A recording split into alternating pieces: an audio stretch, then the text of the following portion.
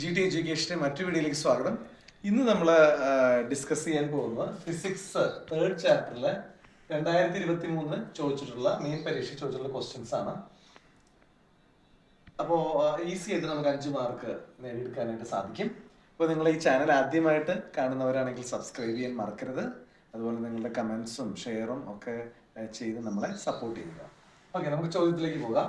The current in the secondary coil of the transformer with no power loss is 5 ampere and that in the primary is 0.5 ampere.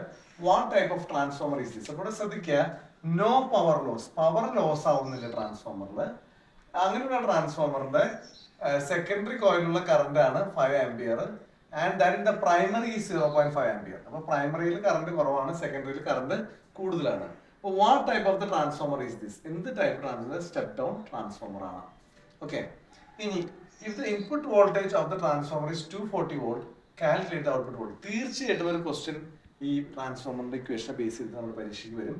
അപ്പോൾ നമ്മൾ മനസ്സിലാക്കേണ്ട equation നമുക്കറിയണം. Transformer equation അല്ലെങ്കിൽ turns ratio എന്നൊക്കെ പറയുന്ന ഇതുണ്ട്.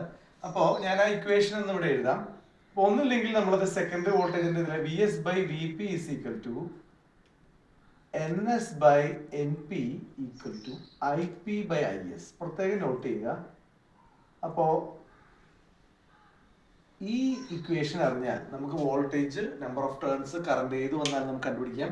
V S by V P, V എസിന്റെ voltage at secondary by voltage at primary is equal to number of turns at secondary by number of turns at primary that's equal to I P by I S. ശ്രദ്ധിക്കുക, അതെങ്ങനെയാണ്? Current at primary by current at secondary. അപ്പോൾ voltage number of ടേൺസിന് നേരെ proportion ആണ്, പക്ഷെ കറണ്ടിന് inversely proportion ആണ്, അല്ലെങ്കിൽ വിപരീത അനുപാതത്തിലാണെന്ന് ഓർത്തിരിക്കണം. അപ്പൊ ഇവിടെ ഈ ചോദ്യത്തിൽ നമുക്ക് ഇവിടെ നമ്മൾ സോൾവ് ചെയ്തിരിക്കുന്നത് ഇങ്ങനെയാണ്. I P by I S, primary current by primary current by secondary current is equal to secondary voltage by primary voltage. കണ്ടോ, ഈ രണ്ട് കാര്യമാണ് നമ്മൾ എടുത്തിരിക്കുന്നത്. ഓക്കെ, അപ്പൊ ഇവിടെ എന്താണ്? ഐ പി നമുക്ക് തന്നിട്ടുണ്ട്. പ്രൈമറി കറണ്ട് എത്രയാണ്? 0.5 ആംപിയർ. അപ്പൊ അത് ഇവിടെ കൊടുത്തു. ഐ എസ് സെക്കൻഡറി കറണ്ട് എത്രയാണ്? 5 ആംപിയർ. നമുക്ക് കണ്ടുപിടിക്കുന്നത് എന്താണ്? ഔട്ട്പുട്ട് വോൾട്ടേജ്, സെക്കൻഡറിയിലെ വോൾട്ടേജ് ആണ് നമുക്ക് കണ്ടുപിടിക്കുന്നത്. അറിയില്ല, അപ്പൊ അത് വി എസ് കൊടുത്തു. ഇൻപുട്ട് വോൾട്ടേജ് ട്രാൻസ്ഫോമറിന് 240 തന്നിട്ടുണ്ട്. 2/240. നമുക്കിവിടെ വി എസ് ആണ് കണ്ടുപിടിക്കുന്നത്. നമ്മൾ ക്രോസ് മൾട്ടിപ്ലൈ ചെയ്യുമ്പോൾ 0.5 into 240 is equal to 5 into V S കിട്ടും. That is V S equal to 240 into 0.5 divided by 5. അപ്പോൾ നമുക്കറിയാം. അപ്പോൾ നിങ്ങൾക്ക് വെട്ടി ചെറുതാക്കി ചെയ്യുന്നതാണ് എളുപ്പം. നമുക്ക് 5 ഇവിടെ നമുക്ക് വേണമെങ്കിൽ ഇവിടെ ഇത് 0.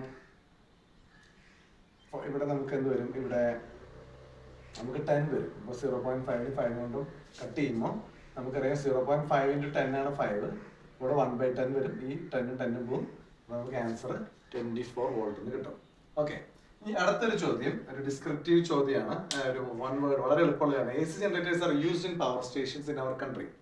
What is the voltage produced by the generator in our power station? അപ്പൊ നമ്മുടെ പവർ സ്റ്റേഷൻ, നമ്മുടെ ഹൈഡ്രോ ഇലക്ട്രിക് പവർ പ്ലാന്റുകളിലൊക്കെ ജനറേറ്റ് ചെയ്യുന്ന വോൾട്ടേജ് 11 kV ആണ്.